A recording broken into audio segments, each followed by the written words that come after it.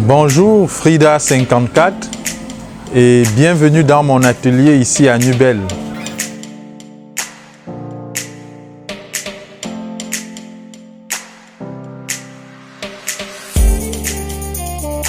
Frida54 est une marque de design qui s'inspire du savoir-faire ancestral africain. C'est une marque qui allie les traditions au monde contemporain. C'est une histoire des ondes, de la créativité et des savoir-faire. Frida54 s'invente et se renouvelle régulièrement. Pour sa nouvelle collection Britme, un voyage autour des formes généreuses et envoûtantes, Frida54 s'ouvre à l'art contemporain dans une collaboration avec l'artiste Hervé Yamgen qui nous accueille dans son studio aujourd'hui. La collection Britme s'inspire du haïku, un extrait de poème bref visant à célébrer l'intensité des choses. Le haïku est né au Japon au XVIIe siècle. Bonjour Hervé Yamgen, merci d'accueillir Frida54 chez toi. Bonjour, merci d'être dans mon atelier, c'est très rare. Hervé Yamgen, tu es un artiste connu et reconnu. Actuellement, tu es dans une exposition collective qui s'appelle Cameroun de la Galerie O. Que penses-tu du Cameroun en ce moment? Au Cameroun, je pense qu'aujourd'hui, en fait, je vais d'abord parler la question de la créativité, qui est mon domaine. Je crois qu'il y a une créativité forte, un potentiel puissant au Cameroun.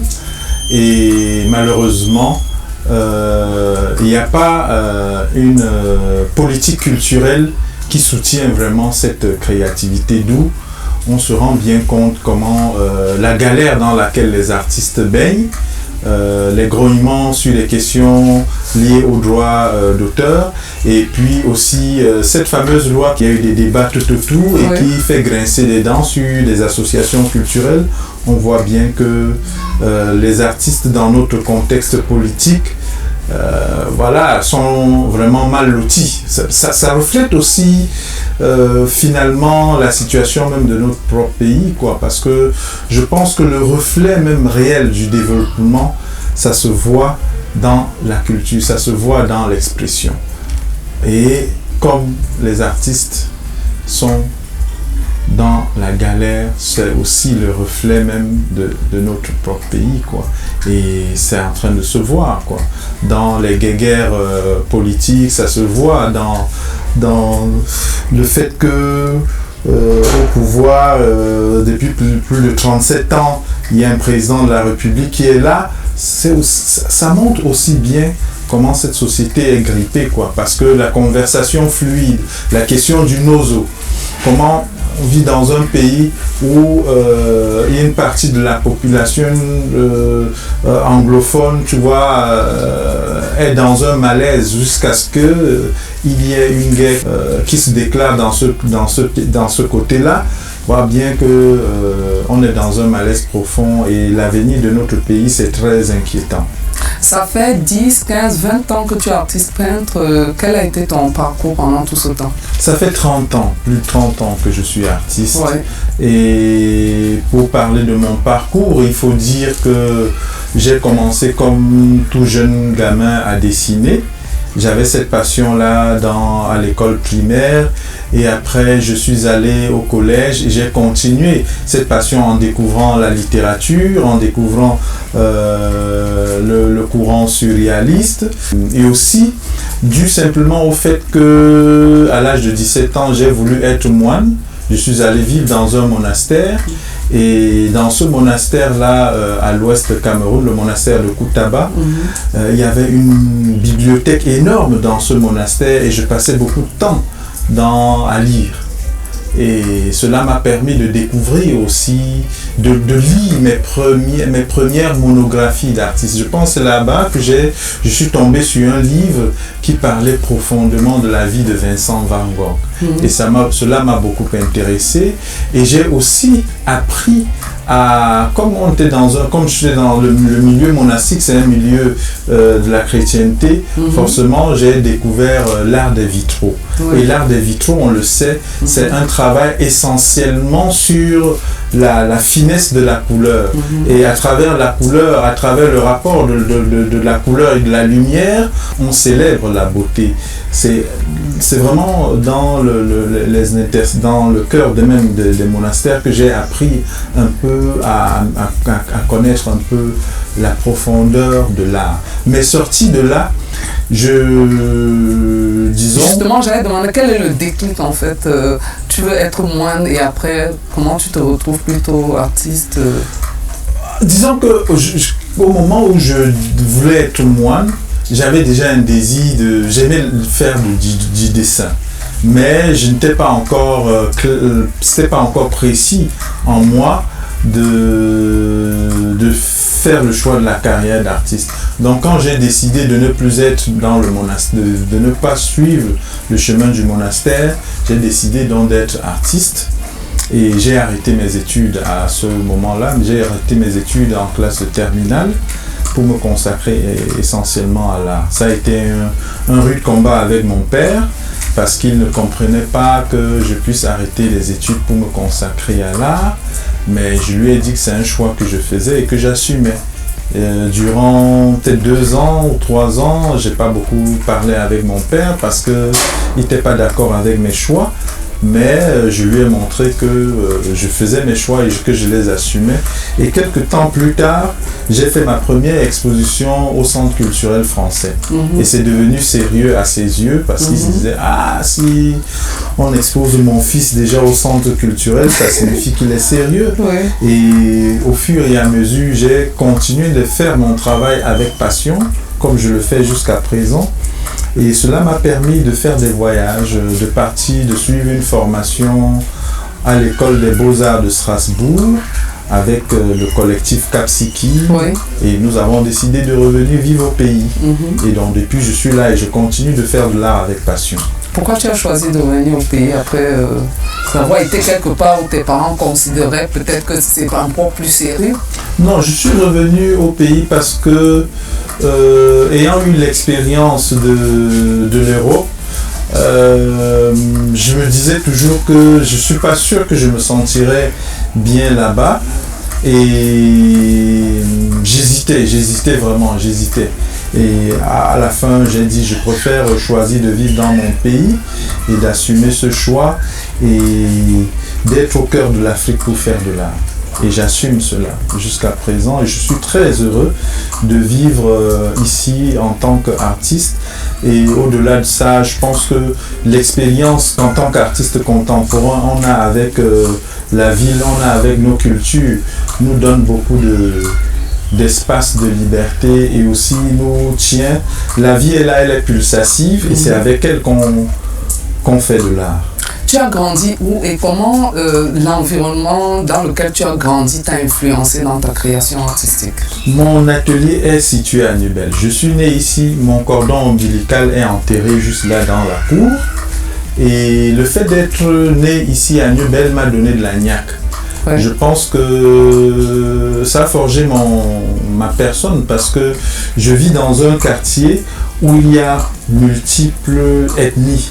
Et même si je viens de l'Ouest Cameroun, mais ce fait de vivre dans un environnement qui reflète finalement le Cameroun m'a permis de me considérer comme Camerounais avant tout et non Bamileke. Et je tiens fondamentalement à cela. Je défends fondamentalement qu'un être humain est d'abord un être humain que d'être d'une tribu. Et ça, c'est une chose à laquelle je tiens énormément. Et quand je vois des discours tribalistes que les gens passent le temps à dire, ça veut dire que vous ne regardez pas l'être humain qui est en face de vous, le potentiel humain pour aller fermer l'être humain dans une tribu. L'être humain est vaste, l'être humain est vaste. La dimension divine, sacrée que nous avons en nous est universelle. Et celui qui veut aller s'enfermer à une tribu n'a rien compris. Nous, la tribu est juste comme un endroit où on descend sur terre et on fait notre voyage dans la vie. C'est ainsi. Moi, je pense que le fait d'avoir vécu ici à Nubel m'a permis comme ça de connaître d'autres tribus et de connaître la beauté des tribus. C'est très beau d'appartenir aussi à une tribu. Les langues, tout ce qu'il y a à l'intérieur comme tournure, la diversité que nous sommes doit plutôt nous amener à l'enrichissement, à se dire que ce que je connais de la vie, l'autre peut aussi m'enrichir du fait de ce qu'il sait et qu'on converge vers quelque chose de diversement beau. Tu utilises divers supports pour t'exprimer artistiquement, la peinture, la sculpture, l'écriture. Quelles sont tes sources d'inspiration? Il faut dire, mes sources d'inspiration, c'est la vie. La vie. Et quel est le sujet principal sur lequel tu travailles, peut-être en ce moment? Disons qu'au fur et à mesure de mon travail, mon expression a évolué en termes de thématiques. Hein. Et il y a à un moment donné, je m'intéressais beaucoup au visage humain, le visage de l'être humain. Et au fur et à mesure, les thèmes se sont évolués pour arriver sur la thématique de la métamorphose. L'être humain qui devient en réalité un oiseau ou un animal. Et actuellement, cet élément de l'oiseau m'a amené plutôt à une aventure de l'émerveillement. L'aventure de l'émerveillement parce que, en réalité, quand on vit dans la condition humaine aussi difficile que dans laquelle nous traversons, il faut aller à l'intérieur de soi-même chercher des ressources pour pouvoir tenir, pour pouvoir dépasser la violence de la vie. Et donc, actuellement, je travaille beaucoup là-dessus, sur la capacité que l'être humain a d'aller au fond de lui-même pour trouver le champ divin. Et c'est ça qui fait finalement mon travail actuellement. Passer des visages à l'humain, est-ce qu'on peut dire que c'est une maturité artistique et tout?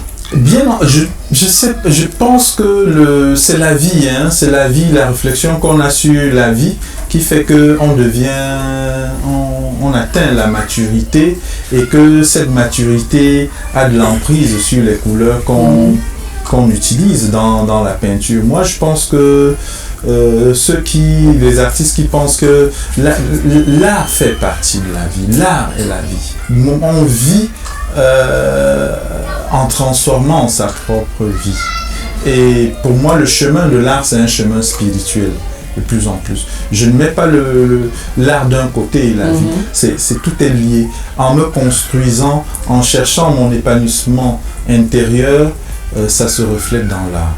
Quel a été le moment le plus marquant dans ta carrière artistique? Disons l'un des moments les plus marquants de ma carrière artistique, c'est le moment où mon père a compris finalement que j'avais fait le bon choix et que il s'est rendu compte qu'en réalité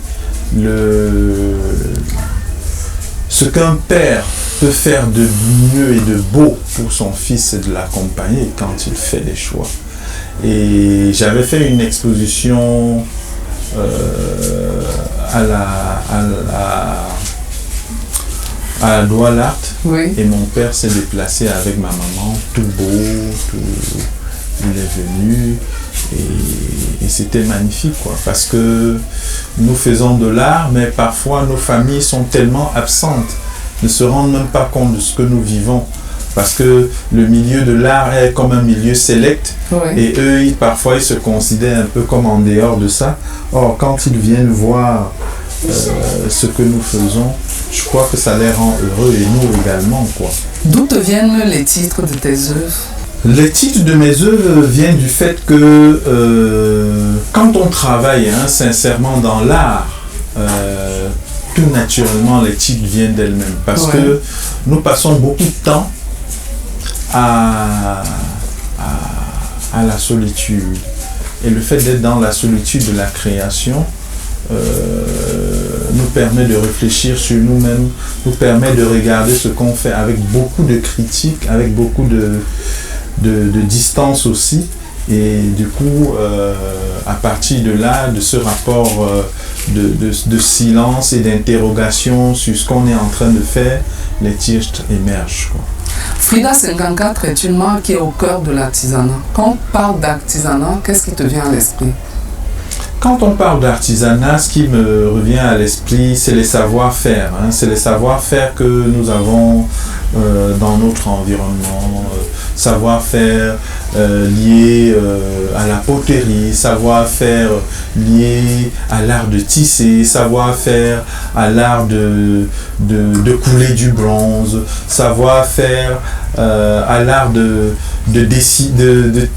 dessiner avec du fil sur des tissus. C'est tout ça en fait. Quelle différence fais-tu donc entre l'art, l'artisanat et le design? La différence que je fais entre l'art, l'artisanat et le design. Pour moi, c'est essentiellement sur la question d'originalité et sur la question de pièces uniques.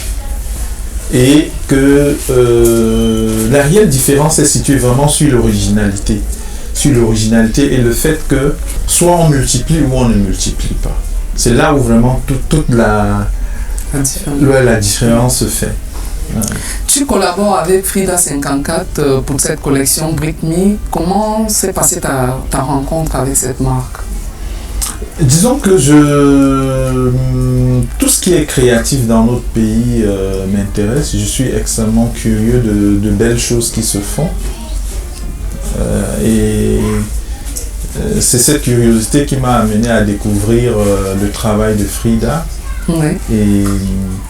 Et moi, je ne savais pas qu'un jour, il devait y avoir une collaboration. J'admirais beaucoup ses productions en céramique.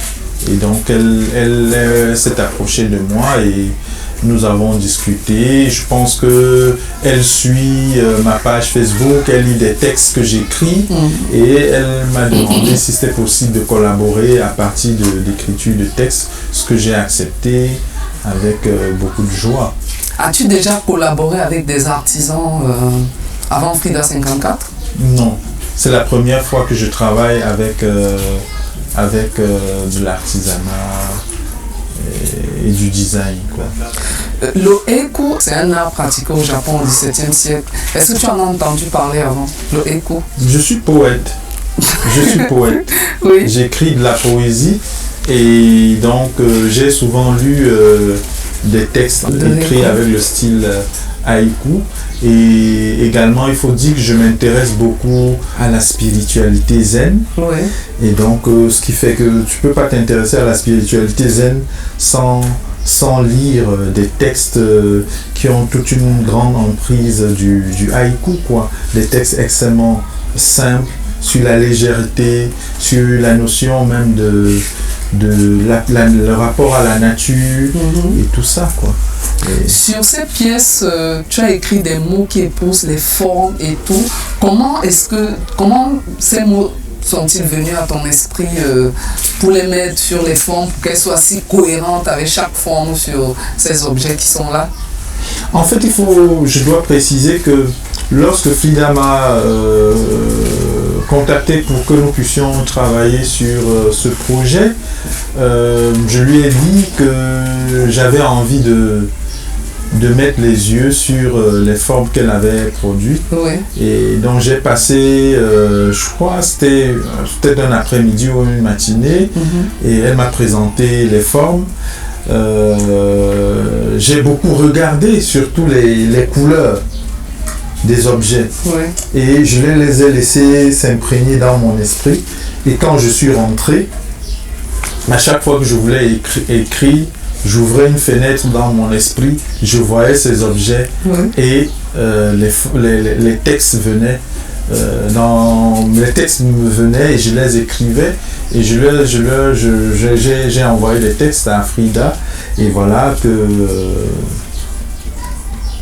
elle en a choisi quelques-uns. Oui. Bon, est-ce que tu peux prendre dans ce vase, il y a un petit bout de papier dans le vase et sur ce bout de papier il y a des phrases que tu as écrites sur chaque pièce et je souhaiterais que tu les lises ensemble avec nous en fait. Donc tu peux prendre là et puis on va parler de chaque phrase en fait. Donc tu commences par la première phrase. Belle et ronde, elle ne justifie pas sa beauté radieuse, elle est là. Oui. D'où te vient cette inspiration? En fait, la mobilité dans la ville.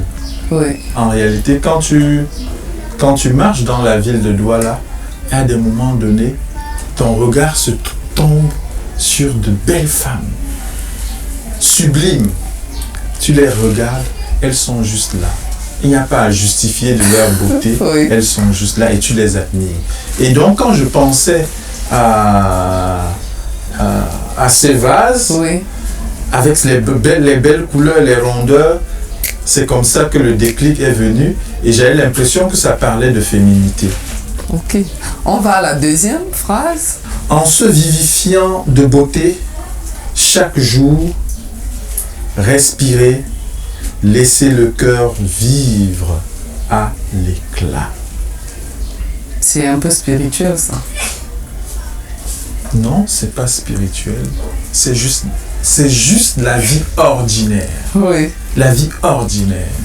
Si tu es un homme qui vit dans un lieu et que tu n'es pas capable de te lever le matin et de regarder la beauté juste du lever du soleil, c'est que tu es déjà un homme mort. Si tu te lèves le matin, tu n'es pas capable de regarder le vol d'un oiseau dans le ciel, juste de respirer et puis de sentir ta propre respiration, c'est que tu es déjà un homme mort. Ça veut dire que tu n'as pas la conscience de l'espace dans lequel tu es et de l'espace de ton corps.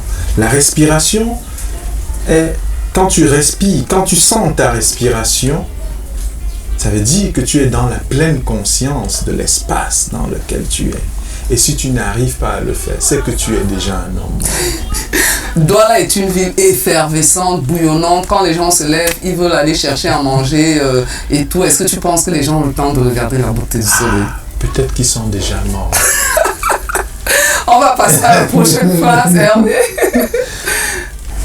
Je crois que ça doit être dit d'un lieu à un autre.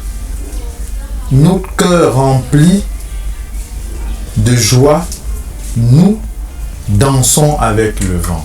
Oui. Oui. C'est ce vase qui est juste à côté de toi là et tout. Oui. C'est quoi danser avec le vent? Danser avec le vent, c'est suivre les mouvements de la vie.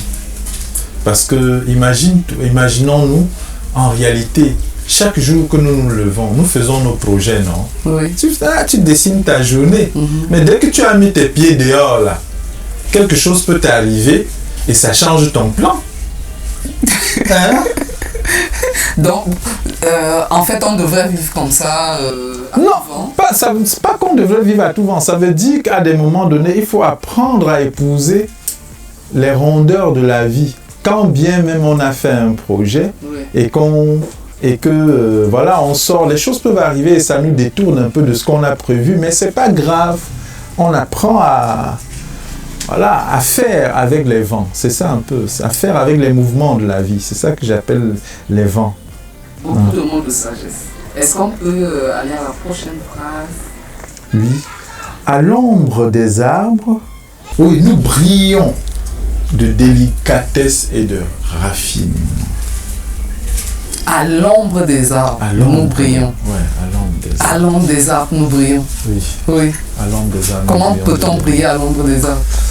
C'est alors là que je disais tout à l'heure que la vie elle-même, c'est une quête. Oui. C'est une quête. Si tu décides de t'assombrir, tu t'assombris. Si tu décides d'être allumé, d'être comme une ampoule allumée, tu seras une ampoule allumée. Donc tu prends le temps, finalement, c'est ce que je suis en train de dire, à l'ombre des arbres. L'arbre, c'est quoi? L'arbre produit un espace et il y a de l'ombre.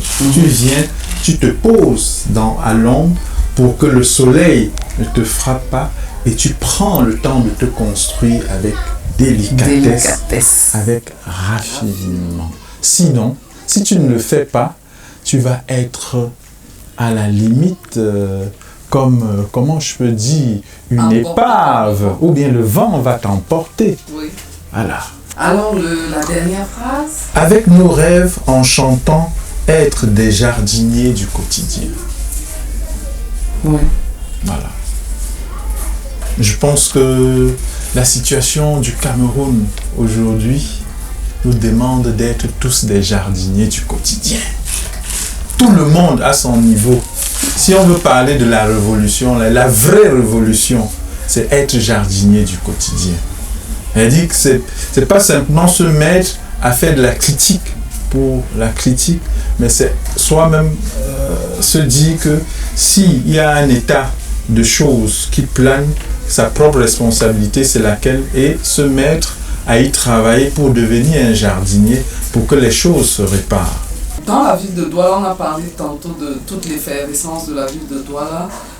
À part ton atelier, quel est l'endroit où tu te sens le mieux? Oui, à part mon atelier, les endroits où je me sens le mieux, j'aime beaucoup des lieux où il y a de la verdure. On n'en trouve pas beaucoup à On Douala. n'en trouve pas beaucoup. J'aime aller à Douala, Oui. prendre du temps dans le jardin. J'aime aller souvent de plus à De Forest, Oui. le jardin. Mais j'aime aussi sortir de la ville et aller dans des endroits où il y a encore de la forêt pour me balader. Oui. Ou bien aller à côté de la mer. J'aime beaucoup le Somewhere, par Oui. exemple, avec cet espace occupé vraiment par les graffitis, cet espace que l'artiste Tapi Stéphane Elundu a modélé, et au même moment cette proximité avec la mer qui permet comme ça d'ouvrir des fenêtres sur un ailleurs, quoi. J'aime beaucoup. Il faut dire que la ville de Douala est de plus en plus désagréable à cause de la violence et aussi le fait que pourtant on est dans une ville où il pleut, où il y a une pluviométrie abondante, mais je ne comprends pas pourquoi on n'amène pas les gens à beaucoup planter, à mettre les arbres. On devrait être dans une ville où il y a vraiment de la verdure. La verdure aussi, c'est le reflet de... Oui, c'est le reflet, on pourrait dire, du jardin, d'une espèce de jardin d'Éden. Oui. On devrait, à la limite, faire que la ville devienne des jardins d'Éden. Oui. Tout à l'heure, on a parlé du jardinier et tout. Tu as dit que tout le monde devrait être un jardinier et tout. Quel est ton projet de rêve? Mon projet de rêve, Oui. s'il faudrait que je parle de projet de rêve, j'en ai deux. Oui. Projet de rêve 1, avoir un espace atelier qui corresponde réellement à ce que peut être un atelier d'artistes contemporains sur le continent, vraiment. Et le deuxième, c'est avoir un espace où il y a possibilité de convivialité, il y a possibilité de montrer et de l'art ancien et de l'art contemporain, et aussi un espace où il y a une belle bibliothèque, où on accueille des enfants, où on forme des enfants à la beauté, à la délicatesse, au raffinement de nos cuisines, de l'art culinaire, tout ça, quoi. Oui. Quel serait ton mot de fin aujourd'hui que Frida Semenka ferait chez toi? Qu'est-ce que tu dirais? Mon mot de fin serait simplement que nous construisions une cité, nous construisions un pays où on célèbre la beauté des êtres humains, on célèbre la beauté de la culture, on célèbre la beauté de l'excellence et de l'intelligence, et qu'on mette de côté tout ce monde dans lequel on est en train de vivre, le culte des corrompus, le fait qu'on soit dans une société où il y a de l'indélicatesse, il faut qu'on célèbre la beauté des êtres humains et que la culture soit le reflet de cela. Merci Hervé Yangen de nous recevoir chez toi. Je suis très heureux que vous soyez venu ici. Merci, merci.